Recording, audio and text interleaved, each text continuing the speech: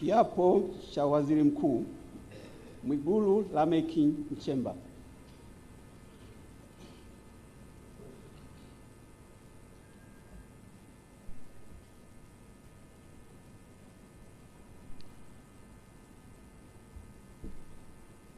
Mimi Mwigulu Lameck Nchemba naapa kwamba nitakuwa mwaminifu kwa Jamhuri ya Muungano wa Tanzania na kuitumikia kwa moyo wangu wote, na kwamba nitaihifadhi, nitailinda na kuitetea Katiba ya Jamhuri ya Muungano wa Tanzania kwa mujibu wa sheria iliyowekwa. Ewe Mwenyezi Mungu nisaidie. Mimi Mwigulu Lameck Nchemba naapa kwamba nitaitumikia vema na kwa moyo thabiti Jamhuri ya Muungano wa Tanzania katika kazi zangu za waziri mkuu, na kwa wakati wote nitamshauri kwa hekima na uaminifu Rais wa Jamhuri ya Muungano wa Tanzania, na kwa vyovyote vile sitatoa siri za baraza la mawaziri. Ewe Mwenyezi Mungu nisaidie.